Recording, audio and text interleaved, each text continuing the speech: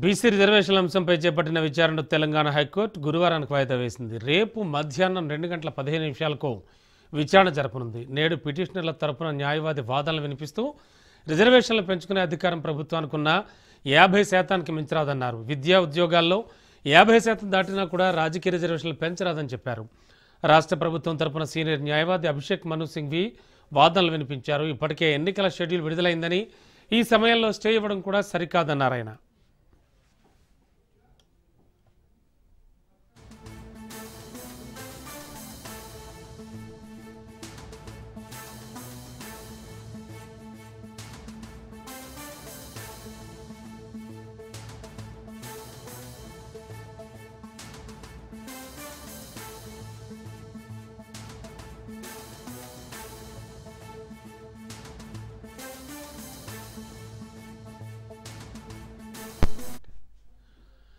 BC రిజర్వేషన్ల అంశంపై చేపట్టిన విచారణను తెలంగాణ హైకోర్టు గురువారానికి వాయిదా వేసింది. అయితే రేపు మధ్యాహ్నం 2:15 విచారణ జరపనుంది.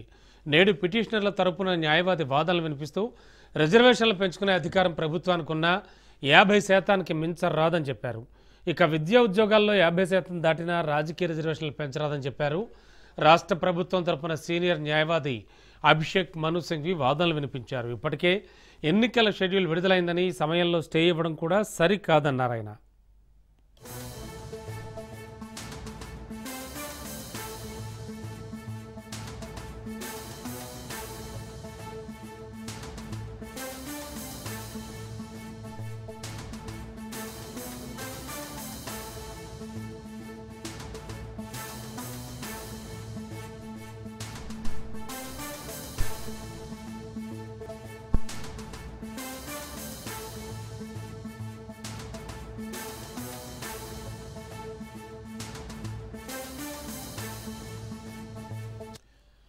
ఇదే అంశానికి సంబంధించి మరింత అదనపు సమాచారం అందించడానికి మా హైదరాబాద్ బ్యూరో చీఫ్ రాజిరెడ్డి సిద్ధంగా ఉన్నారు.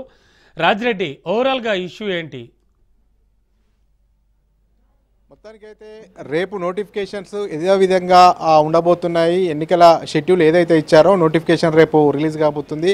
మొత్తానికి ఈరోజు ఏదో ఒకటి ఎండ్ కార్డు పడుతుంది అనుకున్నారు, కానీ ఇప్పటికీ ఎండ్ కార్డు పడలేదు. రేపు మరోసారి వాదనలు వింటున్నారు. రేపు మధ్యాహ్నం 12:15 వాయిదా వేశారు. ఈ యొక్క నేపథ్యంలో రేపు మరోసారి ఈ యొక్క వాదనలు వినబోతున్నారు. అయితే ఈరోజు వాడివేడిగా ఇరుపక్షాల వాదనలు విన్నారు. వాదనలు విన్న తర్వాత ఒక నిర్ణయానికి వస్తూ రేపటికి వాయిదా వేశారు. అయితే మొత్తానికి చూసుకున్నట్టయితే ఈరోజు ఒక ఎండ్ కార్డు పడుతుంది అని దీనికి అనుకున్నారు, కానీ పడలేకపోయింది. అయితే ఎవరి వాదనలు వాళ్ళే వినిపించారు. అయితే పిటిషన్ తరపు న్యాయవాదులేమో ఇది ఖచ్చితంగా రాజ్యాంగబద్ధం కాదు, ఇది చెల్లదు అని చెప్తూ ఉంటే, అది ప్రభుత్వ తరపు న్యాయవాది అయినబట్టి అభిషేక్ సింఘ్వి అద్భుతంగా వాదించారనేది కూడా చెప్తున్నట్టు పరిస్థితి కనబడుతుంది. మొత్తానికి చూసుకున్నట్టయితే ఇరు వర్గాలకు సంబంధించినటువంటి వాదనలు ప్రతివాదనలు విన్న తర్వాత కోర్టు ఎలాంటి నిర్ణయం తీసుకోకుండా రేపటికి వాయిదా వేసింది. అయితే స్టే ఇవ్వమని కోరగా కూడా స్టే ఇవ్వలేదని కూడా సమాచారం. స్టే ఇస్తే రేపు ఎన్నికల నోటిఫికేషన్కు స్టే పడుతుండే, కానీ స్టే ఇవ్వలేదు. కాబట్టి యథావిధిగా ఈ యొక్క ఎన్నికలు జరుగుతాయనేది మాత్రము ఒక చర్చ జరుగుతూ ఉంది. అయితే రేపు ఒక స్పష్టత వచ్చే అవకాశాలు అయితే కనబడుతున్నాయి. అయితే పిటిషన్ తరపు న్యాయవాది పదే డెడికేషన్ కమిషన్ ఏర్పాటు చేశారు, కానీ డెడికేషన్ కమిషన్ ఏర్పాటు చేసినా కానీ అందులో సంబంధించినటువంటి డాటాను బహిర్గతం చేయలేదు. అదే ఎంపెరికల్ డాటా కూడా సరిగా లేదు అని, ఇవంతా కూడా ట్రిపుల్ టెస్ట్కు విరుద్ధంగా ఉందనేది కూడా ఎంతసేపు ఆ అంశాన్ని వాదించుకుంటూ వచ్చారు. అయితే ఈ ప్రభుత్వం తరపున వాదించినటువంటి న్యాయవాదులు మాత్రము ట్రిపుల్ టెస్ట్ జరిగింది, ఇక్కడ ఎంపెరికల్ డాటా అనేది శాస్త్రీయంగా జరిగింది, అదేవిధంగా డెడికేషన్ కమిషన్ని కూడా ఏర్పాటు చేశాము, అంతేకాకుండా 50% రిజర్వేషన్లు మించకూడదనేది కూడా ఎక్కడ రాజ్యాంగంలో లేదు.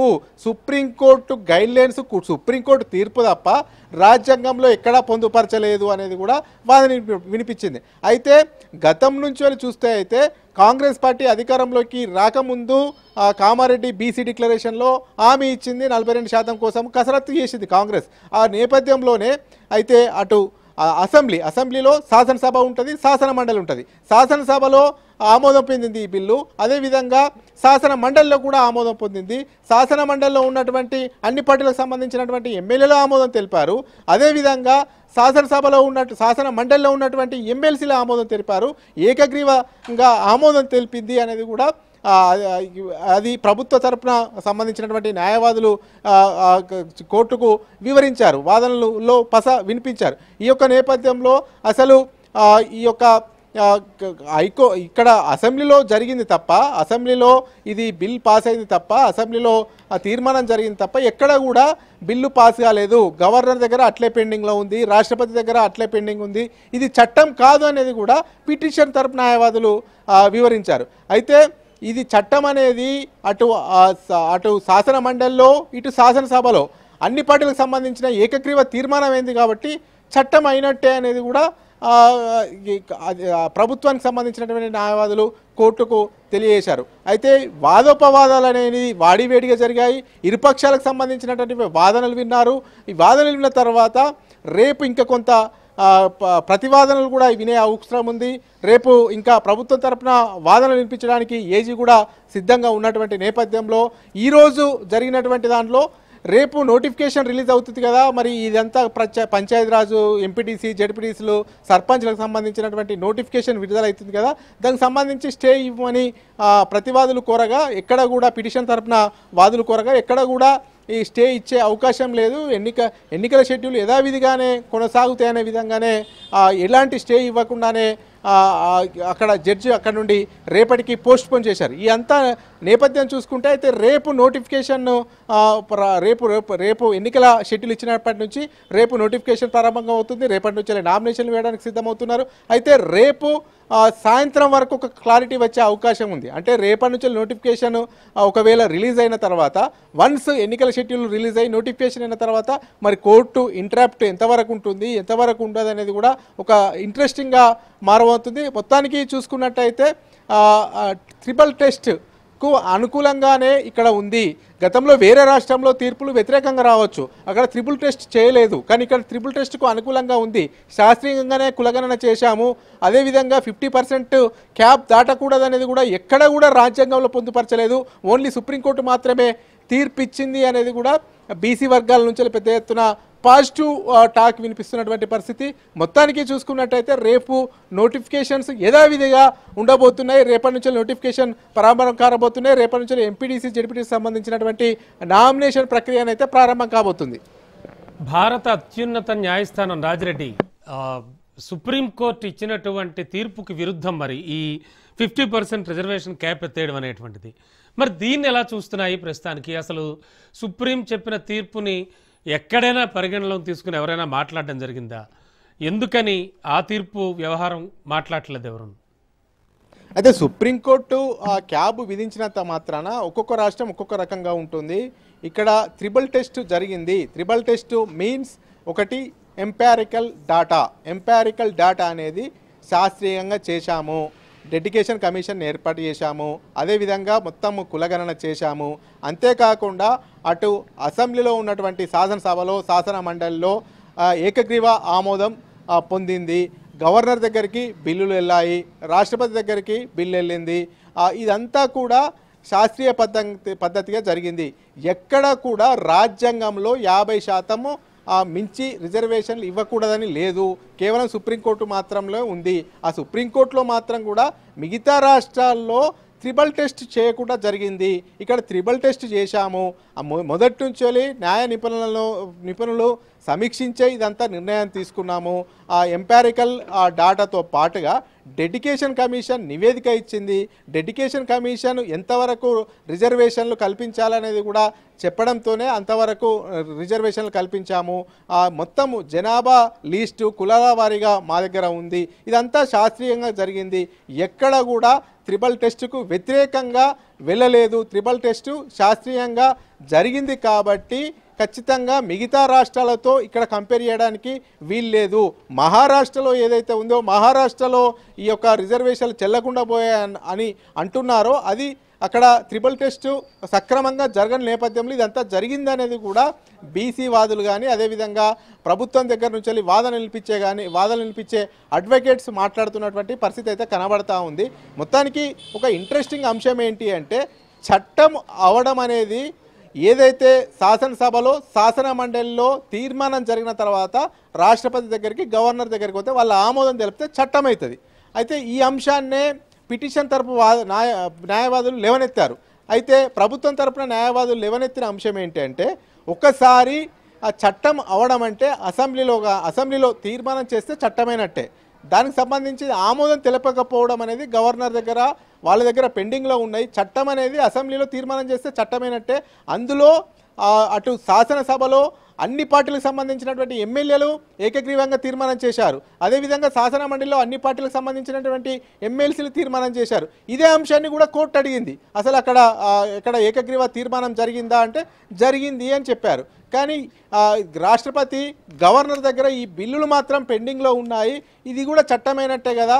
అయితే అటు అసెంబ్లీలో వన్స్ ఇది ఒక తీర్మానం జరిగితే దాన్ని జీవో ఇస్తే చట్టం కిందనే చూడవచ్చు కానీ దీన్ని ఎగ్జిక్యూటివ్ ఆర్డర్ కింద చూడలేము అనేది కూడా సవివరంగా ప్రభుత్వ తరపున న్యాయవాదిగా ఉన్నటువంటి కాంగ్రెస్ సీనియర్ నేత అభిషేక్ సింఘ్వి పూర్తిగా ఆ కోర్టుకు తెలియజేశారు. ఈ యొక్క నేపథ్యంలోనే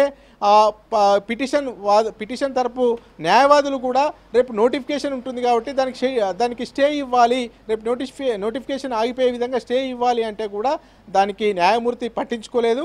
కాబట్టి రేపు యథాతథగా ఇంకా ఈ యొక్క నామినేషన్లు వేయబోతున్నారు. కానీ నామినేషన్లు వేసే వాళ్ళ నాయకులు కానీ ఆశావాహులు, క్షేత్రస్థాయిలో ఉండే ఆశావాహులు రేపు ఒక రోజు వేచి చూసే అవకాశం ఉంటుంది. ఎందుకంటే ఒకసారి రేపే నామినేషన్ వేస్తే రేపు సాయంత్రం వరకు ఎలాంటి తీర్పు వస్తుందో తెలియని పరిస్థితిలో ఉంది. ఇప్పటికీ కూడా ఎన్నికల కమిషన్ కూడా రేపటి నుంచి ఈ యొక్క షెడ్యూల్ నోటిఫికేషన్ విడుదలవుతున్నటువంటి నేపథ్యంలో న్యాయ నిపుణులతో వాళ్ళు కూడా సమీక్ష చేస్తున్నారు. మొత్తానికైతే ఇది ఇంట్రెస్టింగ్గా మారింది. ఈ రోజే ఇది ఒక కన్క్లూజన్ వస్తుంది అనుకుంటే రేపటి వరకు ఇది పోస్ట్పోన్ అయింది కాబట్టి రేపు సాయంత్రం వరకు ఒక కన్క్లూజన్ వచ్చే అవకాశాలు కనబడతా ఉన్నాయి. రమణాబాబు. ఓకే రాజిరెడ్డి, మరో పక్క చూస్తే కనుక చట్టం లేకుండా చట్టం చేయకుండా ఈ జీవో ఇవ్వడం అనేది 100% రాజ్యాంగ విరుద్ధం అంటున్నారు పిటిషనర్లు. దీన్ని ఎలా చూడాలి? దీనికి సంబంధించి ఎలాంటి ఆన్సర్ రాబోతోంది అనుకోవచ్చు? అయితే మీరు చెప్పినట్టు రాజ్యాంగ విరుద్ధమని పిటిషన్ తరపు వాదులు అంటున్నారు. అయితే రాజ్యాంగంలో ఎక్కడ 50% మించి ఇవ్వకూడదు అనేది కూడా ఎక్కడ రాసిపెట్టలేదు. కేవలం సుప్రీంకోర్టు మాత్రమే ఆ తీర్పు ఉన్నది. అది కూడా మిగతా రాష్ట్రాలకు సంబంధించినటువంటి వ్యవహారాల్లో తీర్పిచ్చింది. దాన్ని బూచిగా చూపి ఇక్కడ కూడా తీర్పు అలాగే వస్తుంది అని అనుకోకూడదు. రాజ్యాంగంలో మాత్రం ఎక్కడ పొందుపరచలేదు కాబట్టి ఖచ్చితంగా ఇది ఆమోదం తెలుపుతుంది, బీసీలకు ఫేవర్గా ఉంటుంది. ఒకవేళ బీసీలకు ఫేవర్గా ఉండకపోతే దాదాపు ఒక 6 hours పాటు ప్రతివాదనలు జరిగాయి కాబట్టి కోర్టు ఇంతసేపు వాదనలు వినకపోతుండే. ఎక్కడ కూడా ఇది చెల్లదు, ఇక్కడ కూడా ఇది పటిష్టంగా లేదు అంటే ఇంతసేపు ప్రభుత్వం తరపున వాదనలు, పిటిషన్దారు తరపున వాదనలు వినకపోదు కాబట్టి ఖచ్చితంగా ఇది రాజ్యాంగంలోనే రాసిలేదు కాబట్టి దీన్ని చేంజ్ చేసుకోవచ్చు. రాజ్యాంగంలో రాసి ఉంటే తప్పు, కానీ రాజ్యాంగంలో రాసి లేదు కదా, రాజ్యాంగంలో ఎక్కడ కూడా పొందుపరచలేదు కదా అనేది కూడా ప్రభుత్వం తరపున ఉన్నటువంటి న్యాయవాదులు వాదిస్తున్నటువంటి సిచ్యువేషన్ అయితే కనబడుతుంది. అయితే ఇదైతే పిటిషన్దారుల తరపున న్యాయవాదులు మాత్రం ఇది ఖచ్చితంగా చెల్లదు, రాజ్యాంగ విరుద్ధం. ఎందుకంటే గవర్నర్ ఆమోదం పొందలేదు, రాష్ట్రపతి ఆమోదం పొందలేదు, కేవలం ఎగ్జిక్యూటివ్ ఆర్డర్ తీశారు. ఈ ఎగ్జిక్యూటివ్ ఆర్డర్తోని చెల్లదు అనేది కూడా వాళ్ళు చెప్తున్నటువంటి పరిస్థితి. ఇంకొకటి ఏంటంటే త్రిబుల్ టెస్ట్ సవ్యంగా జరిగిందనేది ప్రభుత్వం తరపున న్యాయవాదులు చెప్తుంటే ఎక్కడ కూడా త్రిబుల్ టెస్ట్ సవ్యంగా జరగలేదు, త్రిబుల్ టెస్ట్లో నమ్మకం లేదు అనేది కూడా ఈ పిటిషన్ తరపు న్యాయవాదులు చెప్తున్నారు. ఎందుకు అంటే 50% కట్ ఆఫ్ సుప్రీంకోర్టుది ఒకటి క్రాస్ చేసిందని చెప్తున్నారు.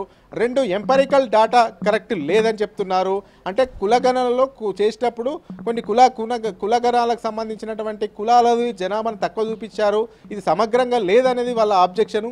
ఇంకా అడిషనల్గా ఏంటంటే డెడికేషన్ కమిషన్ ఏదైతే నివేదిక ఇచ్చిందో, ఏదైతే రిపోర్ట్ ఉందో అందులో ఏ కులాల వారీగా జనాభా ఎంతుందో అది ఎక్కడ కూడా బయట పెట్టలేదు, బహిర్గతం చేయలేదు. కాబట్టి ఇది త్రిబుల్ టెస్టుకు విరుద్ధం అనేది కూడా వీళ్ళ వాదనలు వినబడుతున్నాయి. త్రిబుల్ టెస్టుకు ఎక్కడ కూడా విరుద్ధంగా మేము వ్యవహరించలేదు, త్రిబుల్ టెస్టును దృష్టిలో పెట్టుకునే మేము ముందుకెళ్ళాము, న్యాయ నిపుణుల సలహాలు సూచనలు తీసుకునే ముందుకెళ్ళామనేది కూడా ప్రభుత్వం తరపున వాదనలు వినిపించే అడ్వకేట్ చెప్తున్నారు. అయితే ఈ వీటన్నిటిని బేరీజ్ వేసుకొని రేపు ఏజీ కూడా వాదనలు వినిపించబోతున్నారు.